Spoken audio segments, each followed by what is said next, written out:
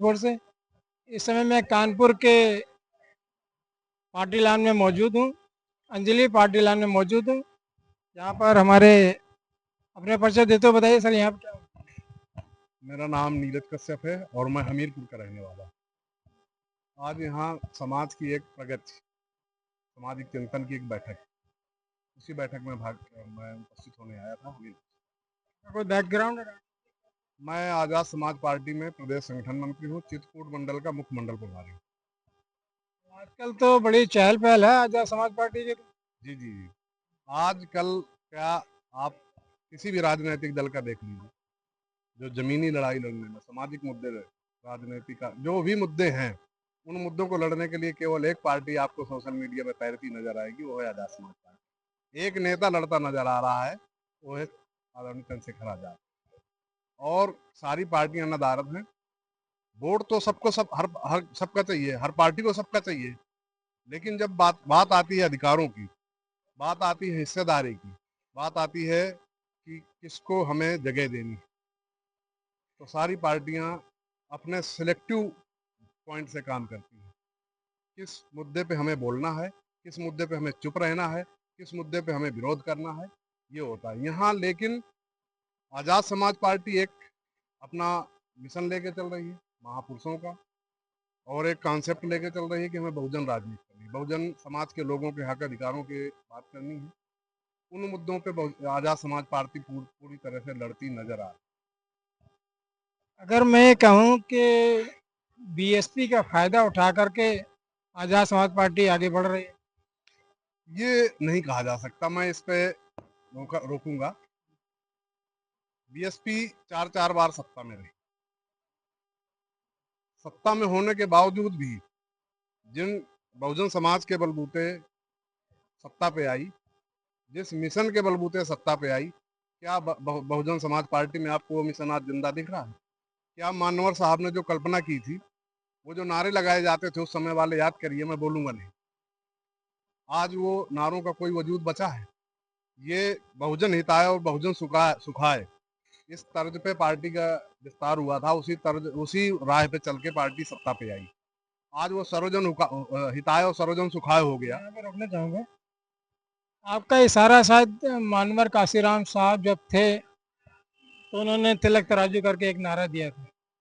आज वही पार्टी जो मानव काशीराम साहब ने बनाई थी, आज बहन जी ने उसको उठा करके मनुवादियों के पास रख दिया, यही सारा। बिल्कुल बिल्कुल इशारा यही है।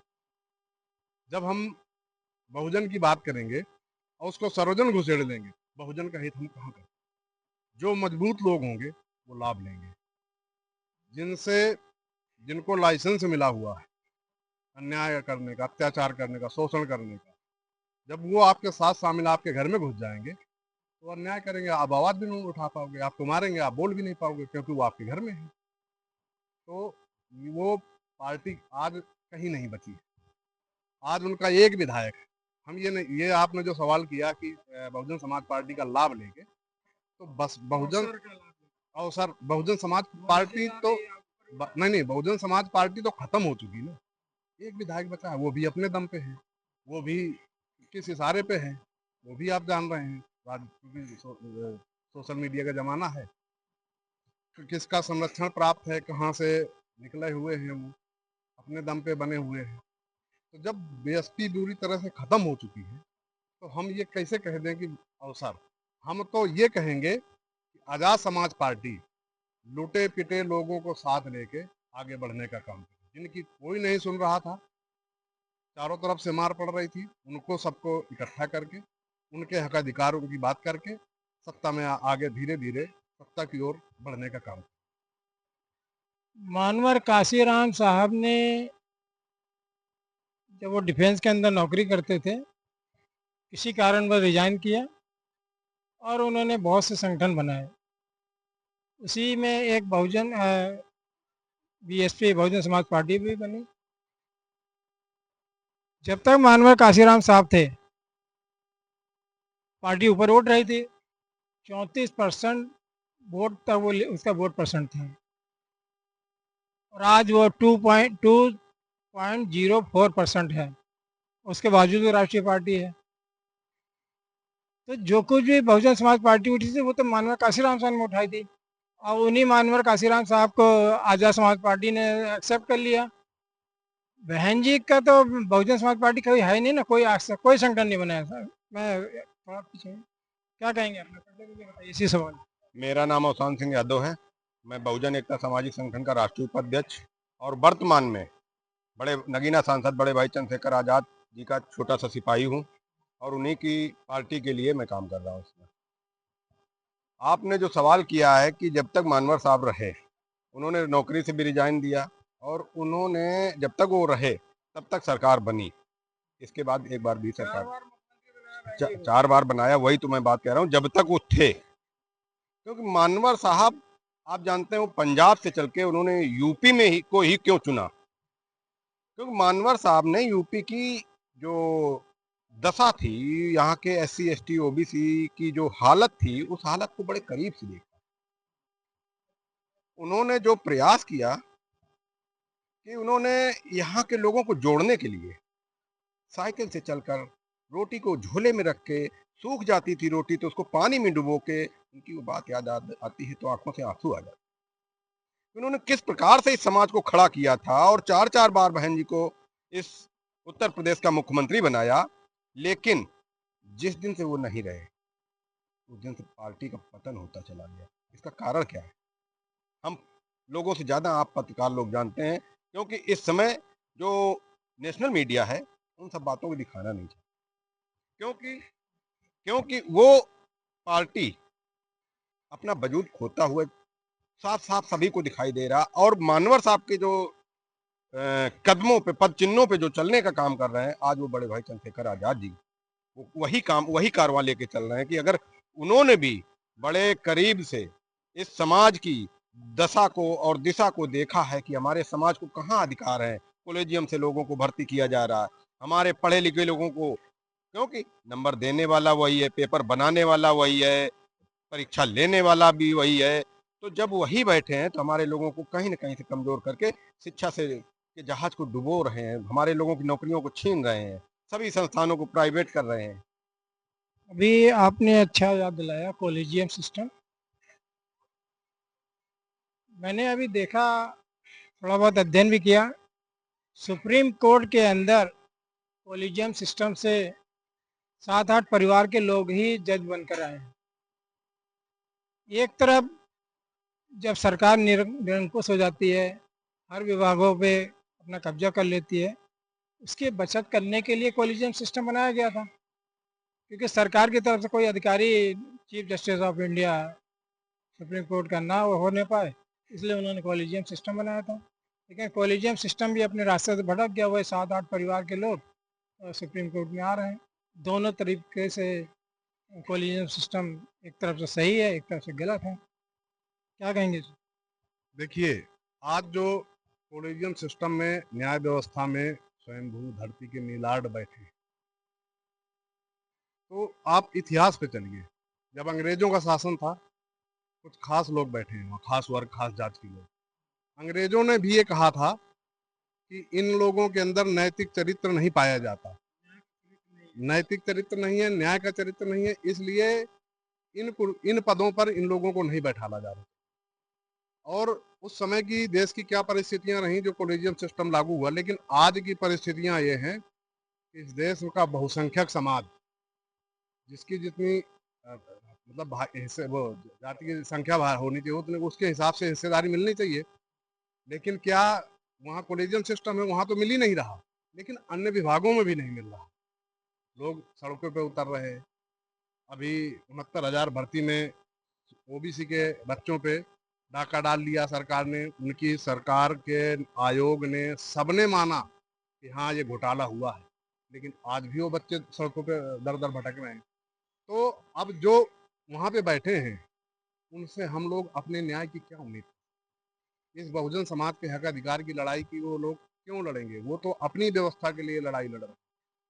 बहुजन समाज भटका हुआ है, बटा हुआ है, क्योंकि संख्या ज्यादा है, लेकिन वो लोग अपनी सत्ता बचाए रखने के लिए सब कुछ करते हैं। एक एक व्यक्ति, एक एक घर का, उनका महिला पुरुष सब कैडराइज अपने सत्ता को स्थापित रखने के लिए दिन रात प्रयास करते हैं। बहुजन समाज चूंकि बहुत गरीब समाज भी है, वो अपनी जरूरतें पूरी करने में लगा रहता है।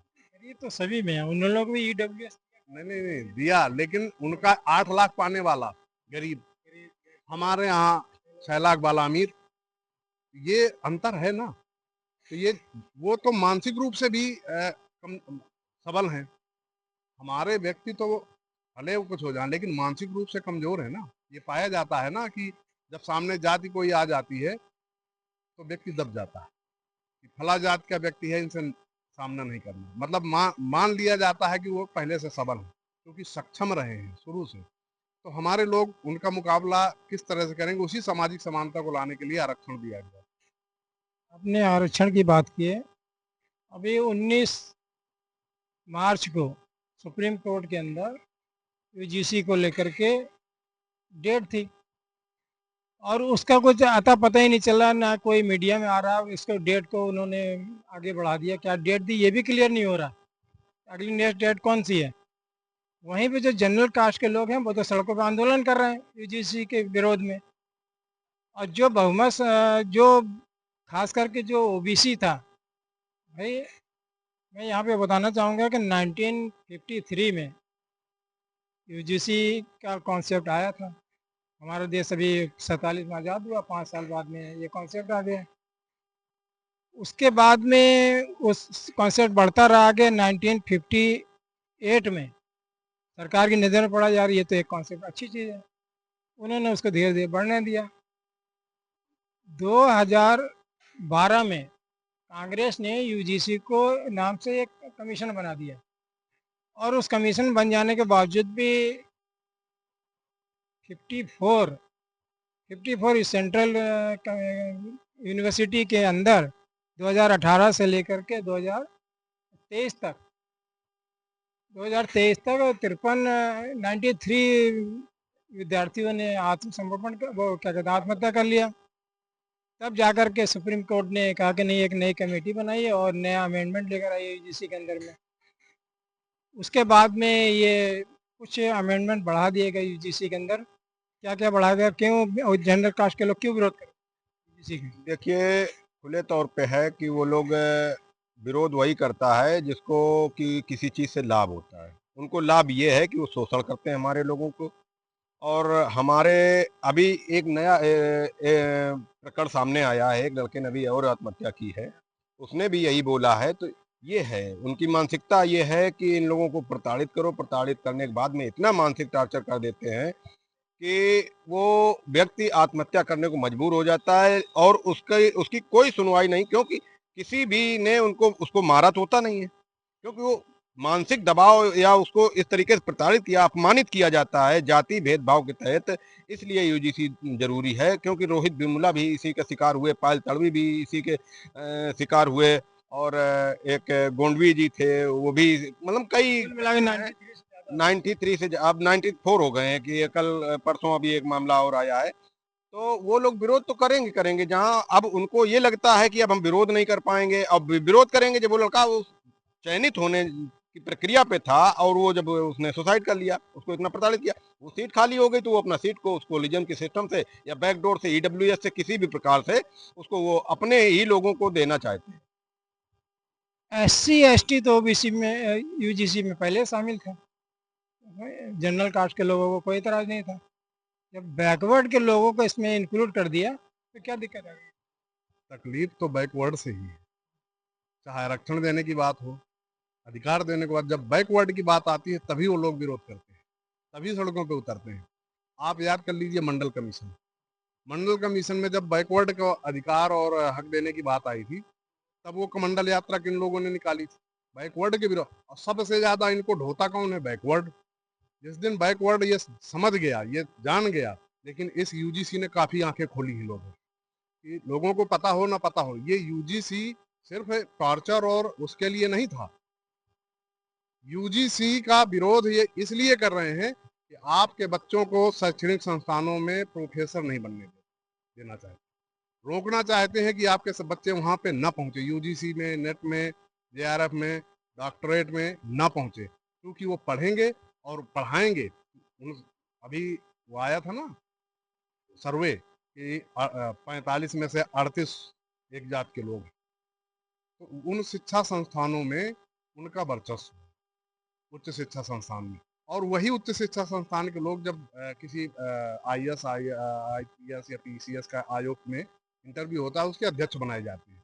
तो अपने लोगों को वो सब जगह वो द्रोणाचार्य बैठा ले जा रहे हैं कि आज भी बहुजन समाज के एकलव्य का अंगूठा काटा जा सकता कहने का मतलब इंटरव्यू नहीं होना चाहिए, रिटर्न में ही जो कुछ करा लो। है। हमारे लोग इस अभी IAS के रिजल्ट देखिए ना, बहुजन समाज का OBC SC का जो भी बच्चा 200 से ज्यादा नंबर नहीं पाया, कोई बच्चा नहीं पाया, लेकिन रिटर्न में उनसे ज्यादा नंबर होने के बावजूद भी हमारे बच्चे टॉपर से रुक गए, क्योंकि इंटरव्यू में उनके साथ उनको ज्यादा नंबर दिए गए। तो ये कहाँ का खेल है? जिसको लिखित परीक्षा में ज्यादा नंबर आते हों वो इंटरव्यू में ज्यादा नंबर कैसे पा सकता है? लेकिन ये कहीं ना कहीं से उसी मानसिकता को दर्शाता है। हमारे लोगों को रोकने की बात हो रही है, हमारे लोगों को आगे न बढ़ने दिया जाए, अधिकारों पर कैसे डाका डाले, इसके लिए ये लोग विरोध कर रहे हैं। इनको मुकदमे और जेल जाने से डर नहीं है, इनको ये डर है कि इनके बच्चे अभी यहाँ रोक लिए। रही बात सुप्रीम कोर्ट की, तो कितना बड़ा आंदोलन हुआ था, किसान आंदोलन, 700 किसानों की शहादत हुई उस आंदोलन में। 13-13 महीने सालों आंदोलन चला, तब सुप्रीम कोर्ट, और दिल्ली में चला, सुप्रीम कोर्ट को नजर नहीं आया कि इससे विरोध हो रहा है। लेकिन इसके तुरंत सुप्रीम कोर्ट को नजर आ गया कि अरे इसके में सामाजिक में विरोध हो रहा है और ये दुखदाई है, और उन्होंने रोक लगा दिया उसमें। शायद आपका इशारा सुप्रीम कोर्ट के चीफ जस्टिस जो कि मनवादी विचारधारक हैं, उसी कास्ट को बिलोंग भी करते हैं, ऐसा लोग कहते हैं। जो नया अमेंडमेंट यूजीसी में आया है वो ये है कि अभी तक कंप्लेन रजिस्टर नहीं होती थी, है ना, मौखिक ऐसे दिया और रद्दी में डस्टबिन में डाल दिया। अपराध माना गया था, उसको कानूनी अपराध नहीं माना गया। तो जब कानूनी अपराध नहीं माना गया था तो वहाँ FIR नहीं होती। सामाजिक रूप से आप शिकायत कर सकते हो, संस्थान में कर सकते हो, लेकिन उनके ऊपर कोई कार्रवाई नहीं होगी। लेकिन अब ये जो अमेंडमेंट हुआ है, इसमें उनके ऊपर कानूनी रूप से भी अपराध दर्ज किया जाएगा, देना है। तो इसलिए इन लोगों ने विरोध किया। क्या कहेंगे? मैं तो आपके चैनल के माध्यम से ये कहना चाहता हूँ, जितनी भी हमारे बहुजन समाज की पार्टियां हैं, इन सब को इस UGC के संबंध में खड़ा होना चाहिए। और आपके चैनल के माध्यम से मैं एक मांग और करता हूँ, जो रोहित वेमुला एक्ट है उसको लागू करवाने के लिए हम सबको प्रतिबद्ध होना चाहिए। बहुत बहुत धन्यवाद सर।